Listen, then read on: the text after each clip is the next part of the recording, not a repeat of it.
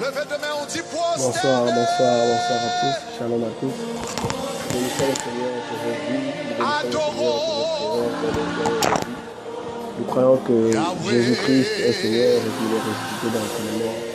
Nous voulons bénir le Seigneur pour ces quelques minutes de sa présence, quelques minutes d'enseignement.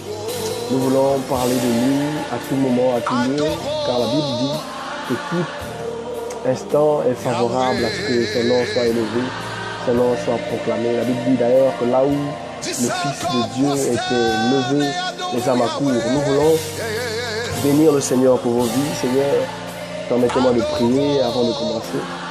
Père, nous te bénissons, nous te rendons grâce de ce que tu es merveilleux, de ce que tu es grand. Nous prions que tu agisses puissamment dans la vie de chaque frère et chaque sœur en cellule. Nous croyons que tu agis au-delà des circonstances, au-delà du temps.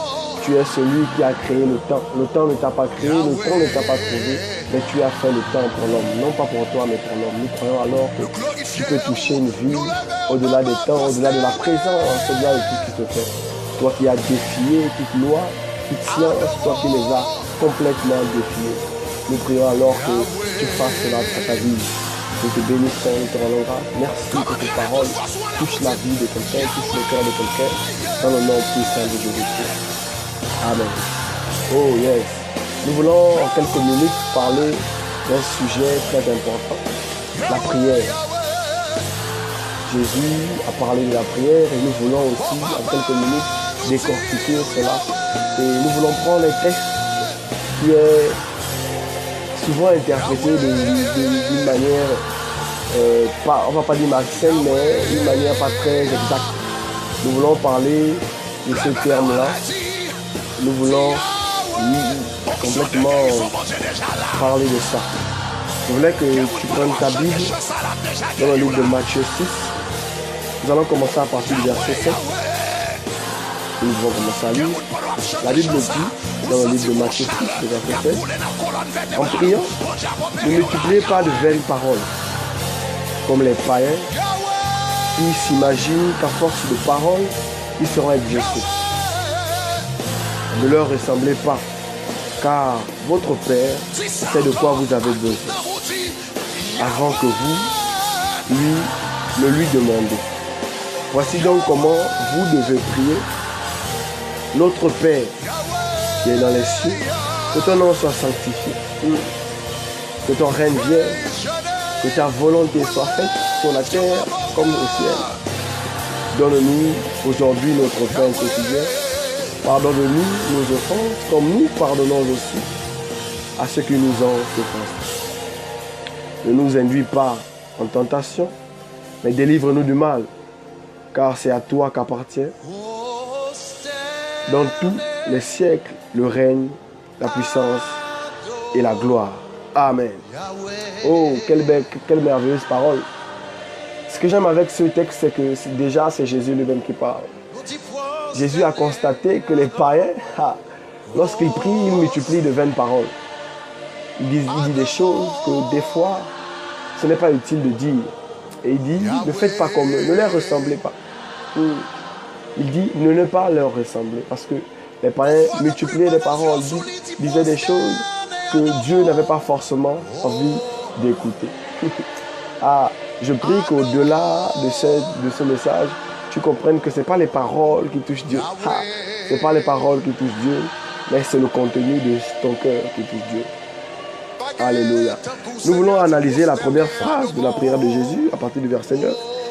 Il dit, voici donc comment vous devez prier. Jésus alors nous montre un canevas comment prier.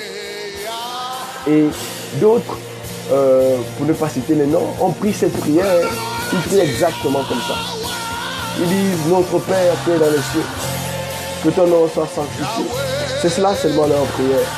Ils n'ont pas compris le mystère. En réalité, lorsque Jésus parle de cette prière, il n'est pas en train de dire que nous devons répéter exactement ces mots. Non, il dit, voici comment vous devez prier.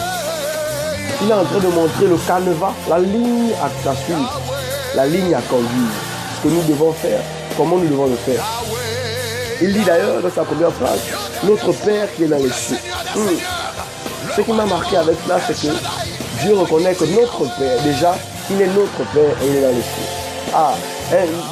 J'aimerais te dire qu'on ne prie pas quelqu'un d'inconnu. On prie notre Père. J'aimerais que lorsque tu pries, tu reconnaisses d'abord que celui à qui tu t'adresses, ce n'est pas un inconnu. Ce n'est pas quelqu'un d'inconnu. C'est notre Père. Et vous savez, le Père est ce qu'il y a de plus important dans la famille. Le fondement d'une famille, c'est le Père.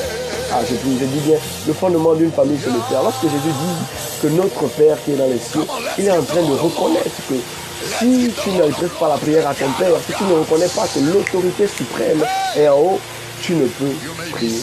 Notre Père, ça montre la singularité de Dieu. Il est d'abord notre Père. Avant d'être ce qu'il est, avant d'être Dieu, il est notre Père. J'aimerais que tu comprennes que Dieu est ton Père. De là où tu es, comprends que Dieu est ton Père. Alléluia. Il dit notre Père qui est dans les cieux. Dans les cieux. Je me suis dit, mais pourquoi est-ce qu'on prie un Père dans les cieux? Non, Jésus était juste en train de nous montrer qu'il faut que nous élevons Dieu. Les cieux ici représentent ce qui est élevé. Les cieux, ça représente ce qui est haut. En réalité, lorsque nous prions Dieu, après avoir reconnu qu'il est notre Père, nous devons reconnaître qu'il est élevé au-dessus de nous. Élevé au-dessus de nos convictions, élevé au-dessus de nos problèmes, élevé au-dessus de nos vies. Nous devons le reconnaître. Dieu est élevé. Oui, Dieu est élevé. Reconnaissons déjà cela. Il faudrait que nous soyons à mesure de dire, notre Père, tu es élevé. Dans nos sujets de prière, nous devons avoir des manières de lever Dieu, de le lever, de l'honorer, de dire oui, tu es couronné de gloire, tu es élevé au-dessus de nous, de nos familles, au-dessus de nos problèmes, au-dessus de nos maisons, au-dessus de tout ce que nous avons, de nos biens. Tu es élevé. Dieu s'attend à ce que nous l'élevons. J'aimerais que tu apprennes désormais à élever ce Dieu-là. Oui, il veut que tu l'élèves.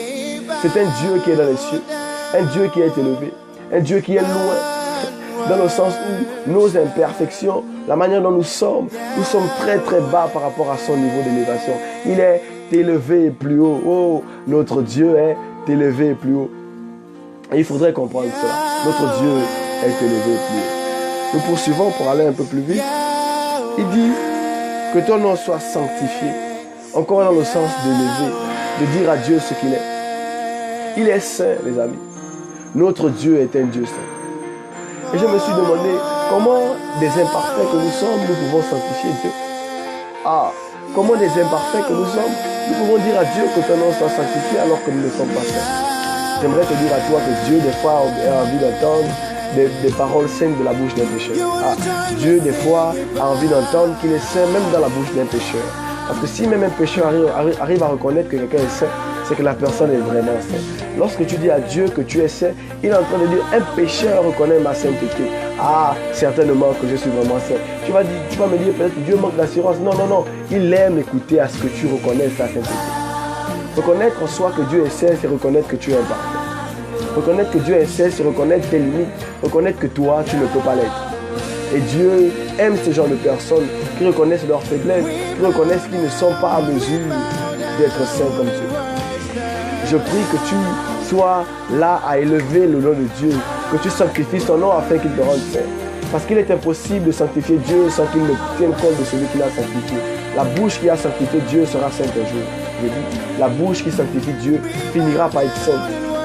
Parce qu'il mettra dans ton cœur le désir de te sanctifier, afin que lorsque tu le sanctifies, il reconnaisse en toi la sainteté qu'il est. Je dis, il faut que Dieu, à un moment donné, reconnaisse qu'il est saint, comme tu le dis, en travers ta vie aussi. Je sens que je libère un message à quelqu'un. Je prie que tu sois saint comme Dieu le veut. Je prie que tu sois saint afin que, même quand ta bouche dit que tu es saint, Dieu se reconnaisse au travers aussi de ta vie. Des fois la bouche simplement ne convainc pas Dieu. La vie aussi convainc Dieu. Des fois, la bouche, les mots seulement ne le convainquent pas, mais nos vies aussi. Des fois, lorsque tu parles, il regarde aussi ta vie. Des fois, lorsque il regarde ta vie, il attend aussi que tu parles. Il est bien de sanctifier Dieu avec tes paroles. Il est aussi bien de sanctifier Dieu avec tes actes. De dire que ce Dieu-là est saint, alors je me sanctifie. Nous poursuivons pour ne pas s'attarder. J'ai envie de libérer un message ce soir. Le verset 10 dit que ton règne vienne. Dieu qui est en Jésus cherche le règne. Dis, implore son règne. Vous savez, là où il n'y a pas le règne de Dieu, il n'y a pas de vie. Dieu, en Jésus, reconnaît que le règne de Dieu doit être absolument dans les vies. Il faudrait que nous vivions le règne de Dieu. Je prie que le règne de Dieu te saisisse là où tu es, dans ce lieu où tu es. Je prie qu'il te prenne et qu'il t'amène loin. Qu'il t'amène loin dans les hauteurs. Qu'il t'amène dans les hauteurs de sa sainteté. Dans les hauteurs réellement, que son règne t'inonde. Je prie que son règne t'inonde, Karma. Sois inondé de ton règne là où tu te trouves. Oui, sois inondé de ton règne là où tu te trouves. Sois inondé de ton règne là où tu te trouves. De son règne, du règne de Dieu. Du règne de Dieu. Oui, sois inondé du règne de Dieu. Alléluia. Que ta volonté soit faite sur la terre comme au ciel. Ah, il n'y a que lorsque le règne de Dieu est présent dans un lieu que la volonté est faite. Je me suis dit, si le règne est là, pourquoi implorer encore la volonté? Oui, la volonté de Dieu dans la vie de quelqu'un démontre le règne de Dieu. Tu ne peux dire que Dieu règne dans ta vie si sa volonté ne s'accomplit pas encore. Si tu n'arrives pas à faire sa volonté, c'est qu'il ne règne pas encore dans ta vie. Le règne de Dieu suit la volonté. Ah, le règne de Dieu suit la volonté. Je prie que tu fasses la volonté de Dieu. Et sa volonté, elle est complexe. Elle est complexe. Cela nous amène à le chercher dans la chambre, à prier, à reconnaître que Dieu, nous avons besoin de toi. Nous voulons ta volonté dans nos vies, dans nos cœurs. Je prie que la volonté de Dieu soit avec toi. Donne-nous aujourd'hui notre pain quotidien. Notre pain quotidien ici, c'est quelque chose de très extraordinaire. Car ça révèle deux choses. Le pain physique, mais aussi le pain spirituel. Lorsque Jésus dit notre pain quotidien, il n'est pas seulement en train de parler de la nourriture, il n'est pas aussi en train de parler seulement de la parole. Il est en train en réalité de montrer que Dieu est capable, est celui-là qui est capable de donner non seulement le pain spirituel qui est la parole de Dieu, mais aussi le pain naturel qui est ce que nous devons manger. Dieu prend soin de nous. Oui, au-delà de nos incapacités, au-delà de nos efforts, au-delà de ce que nous pouvons faire, Dieu aussi prend soin de nous. Le pain quotidien, c'est Dieu qui le donne. Ah, le pain quotidien, c'est Dieu qui le donne. Je prie que tu apprennes à demander à Dieu le pain de chaque jour, la parole qu'il a prévue pour toi, mais aussi les biens physiques qu'il a prévus pour toi. Car la Bible nous dit qu'il renouvelle ses bontés chaque jour.